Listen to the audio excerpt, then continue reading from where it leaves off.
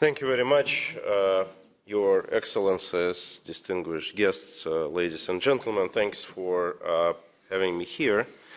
And let me say a few words about how we in the Russian opposition take this war.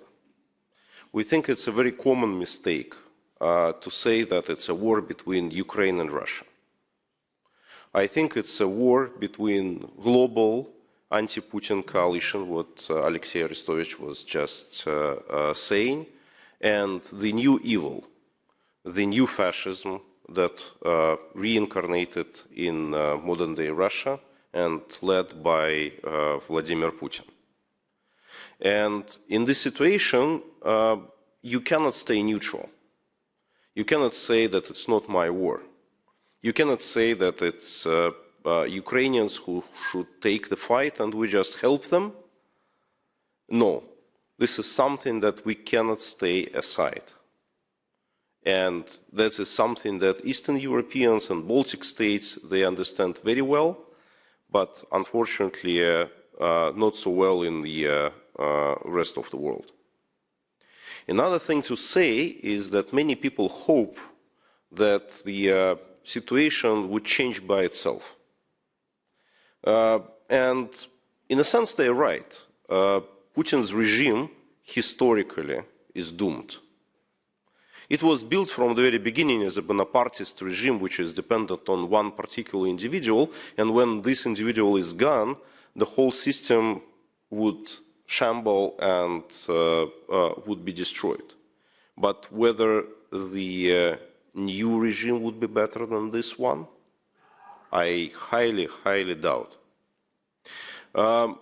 Ukraine can win this war, and we see it on the field of battle, how Ukrainian army is advancing, and we see that so much feared the second largest army in the world is actually retreating and cannot put the fight.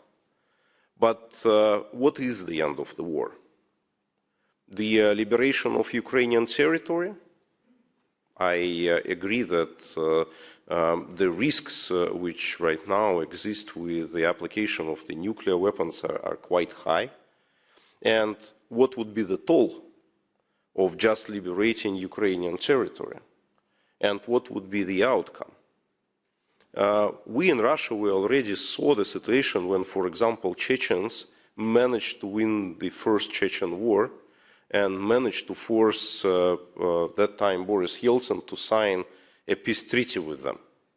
So what, 3 years have passed and the situation returned to where it was, and the new war has started. And I am fully convinced if the end of this war would not be the destruction of the very system that started this war, it would continue again and again and again. That's why deimperialization, decolonization, and demilitarization of Russia is a must that needs to be the very top of our agenda today. And what I unfortunately see all the time is that when we are talking with the representatives of the West, we're always thinking about very tactical things. What kind of weapons needs to be delivered to Ukraine now? What kind of financial assistance needs to be dealt with? But so far, there is no vision of what would be the world after this madness will end. And that's a very important thing because it leaves a lot of room for Russian propaganda to speculate about what does the West want at the end of the day. There are even military-related questions where we don't have the answers. For example, what is our vision about the nuclear weapons on the former post-Soviet space? But also there are many other matters like whether we would like Russia to stay united or be separated with all the national republics and people who are living in modern-day Russia. This is something that we need to discuss together because we need to get our position synchronized. And in general, I am very much calling for a proactive approach, not reactive one that we are taking at this very moment. Again, coming to this analogy of a global anti-Hitler coalition of today, anti-Putin coalition that we have right now, we need our own de Gaulle inside this coalition. We need to partner with the forces in Russia who are ready to liberate the country and who are ready to present a real alternative. I think that the obvious lead in this coalition should belong to Ukraine, because Ukraine is in the front lines of fighting. But it's also our common cause. It's our common deed. It should be our common vision, and it should be our common victory at the end of the day. The strategy that we can implement is based on three major pillars. Firstly, we need to achieve the split within Russian elites, because at no place in time, no revolution ever happened, at least in Russia, without having at least part of the elites supporting the change. And to achieve this split, we have two instruments that can and should be applied. Firstly, it's the instrument of sanctions, but they would be effective when there is not just the way in, but also the way out. Because sanctions are not the punishments. Sanctions is the policy tool.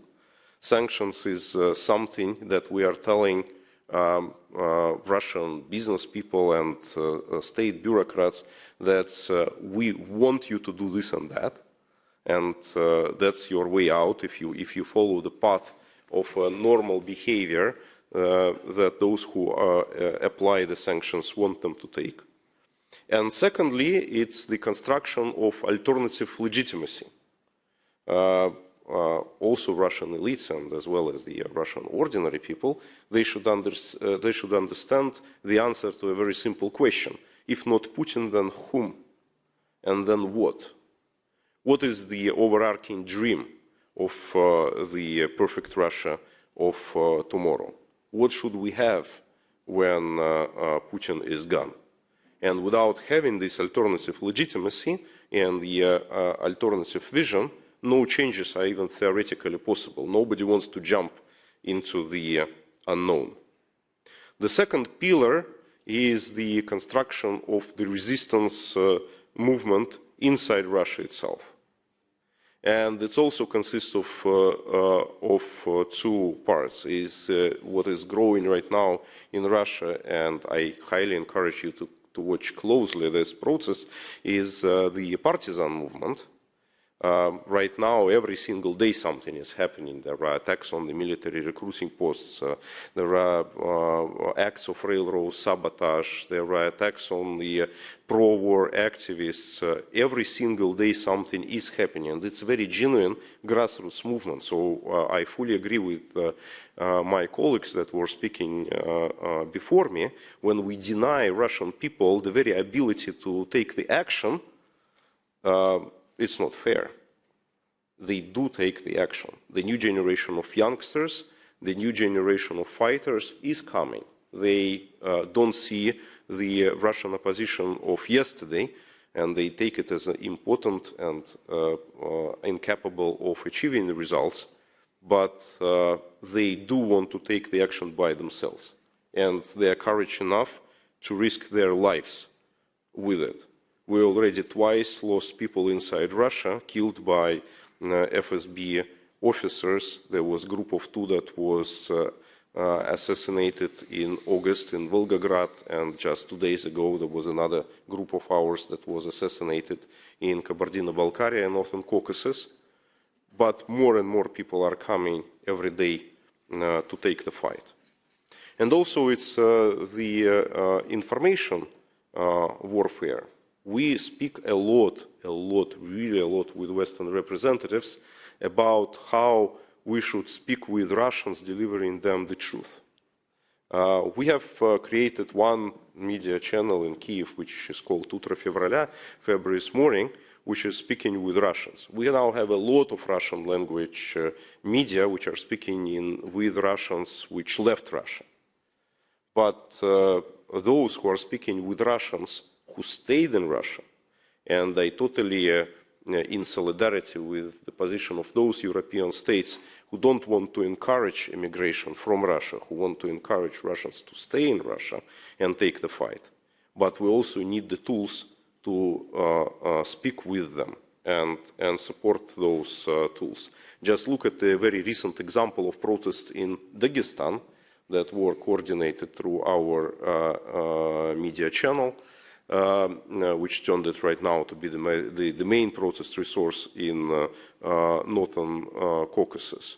That says that this tool is the right thing how the fight should be taken. And the very last pillar, the third one, is emergence of Russian troops inside Ukraine which are fighting alongside with the Ukrainian army.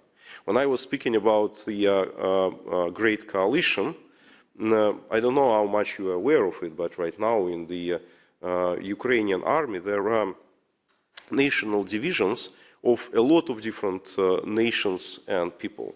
There are Chechens, there are Dagestanis, there are Crimean Tatars, there are Belarusians, and also there are Russians. From very first day of war, which started not in 2022, which started in 2014, from the very first days of war, there are several thousand Russians who are fighting alongside with Ukrainians. And they are fighting within different volunteer groups, and they spill their blood. And there are many people, unfortunately, who died already at the fields of the war. Currently, our estimate that in Ukraine, it's approximately 4,000 Russian people who are fighting within the Ukrainian army. And we have a huge line of people who want to join. Just before the mobilization started, only Legion of Free Russia, who is right now the main center of Russians who are fighting in the Ukrainian army, had more than 3,000 people in line who applied to join the ranks of the Legion to move into Ukraine and to take the weapons and confront Putin. After the mobilization was announced, this number as of last week, it was already doubled. As of this week, I'm pretty sure it would be triple as much as it was before. And that's the key thing, because we will not be able to liberate Moscow without having troops on the ground. And Ukrainians would not invade Russia. NATO forces would never invade Russia. It should be Russians. It's our job. And I want to assure you that there are Russians who are ready to do this. Thank you.